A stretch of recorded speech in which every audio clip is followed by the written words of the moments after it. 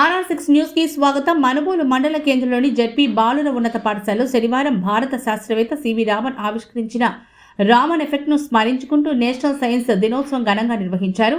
విద్యార్థులు ఒక్కొక్క శాస్త్రవేత్త గురించి వివరించారు. విద్యార్థులు ప్రదర్శించిన సాంస్కృతిక కార్యక్రమాలు, డాన్స్ ప్రోగ్రామ్స్ అందరినీ ఆకట్టుకున్నాయి. అనంతరం సైన్స్ ఫెయిర్ నిర్వహించారు. అందులో విద్యార్థులు తయారు చేసిన వివిధ సైన్స్ ఎగ్జిబిట్లను ప్రదర్శించారు.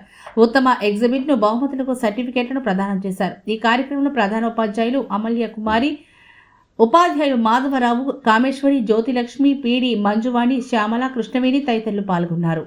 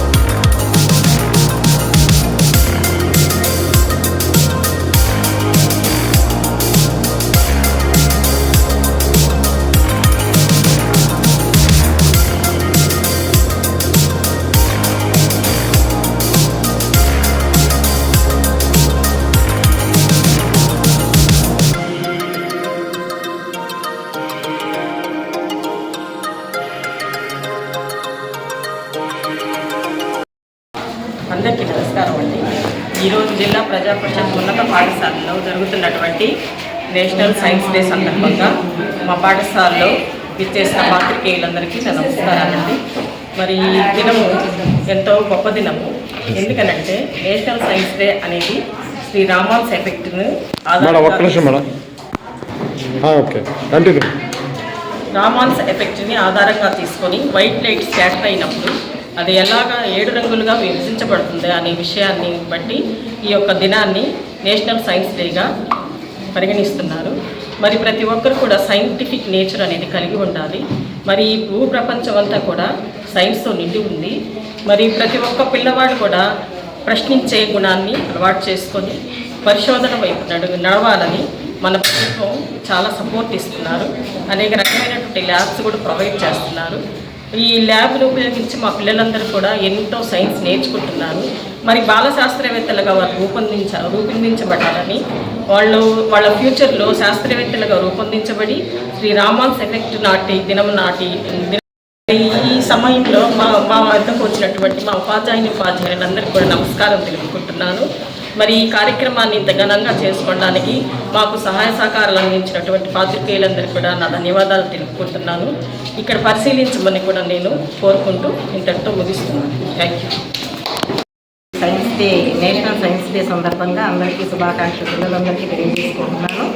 తర్వాత ముఖ్యంగా రామన్ ఎఫెక్ట్ అనేది ఒక వైట్ లైట్ ఏదైనా ద్రవ పదార్థం గుండా పోయినప్పుడు దాని తరంగ దైర్ఘ్యాన్ని మార్చుకొని వేరే పౌనఃపున్యాన్ని కూడా మార్చుకొని అది స్కాటర్ అయ్యేదాన్నే రామన్ ఎఫెక్ట్ అని అంటారు. అందుకని అతి తక్కువగా స్కాటర్ అయ్యేది ఏంటంటే వైలెట్ లైట్ కాబట్టి మనకు సముద్రము లాగే వాటర్ కూడా కనిపిస్తాయి. సముద్రము ఆకాశము కన్నా వాటర్ ఎందుకు బ్లూగా ఎక్కువగా కనిపిస్తుందంటే ఇంకొక రీజన్ ఏంటంటే స్కాటర్ అవ్వడంతో పాటు రిఫ్లెక్షన్ కూడా జరుగుతుంది. అందుకని మరీ ఎక్కువ బ్లూగా కనబడుతుంది ఆకాశం కన్నా. ఇదే రామన్ ఎఫెక్ట్. ఆయనకి 1928లో ఫిబ్రవరి 28న ఈ రామన్ ఎఫెక్ట్ని కనుక్కున్నాడు. కానీ నోబెల్ ప్రైజ్ వచ్చింది మాత్రము 1930లో ఆయనకి నోబెల్ ప్రైజ్ వచ్చింది. అందుకని మనము ఈరోజు సైన్స్ డేని ఘనంగా దేశమంతటా జరుపుకుంటున్నాము. ఆయన మన భారతీయ శాస్త్రవేత్త అయినందుకు మనందరం గర్వపడుతున్నాము. అలాంటి శాస్త్రవేత్తలు మన పాఠశాలలో కూడా రావాలని మన వంతు ప్రయత్నం చేస్తున్నాం. ఓకే.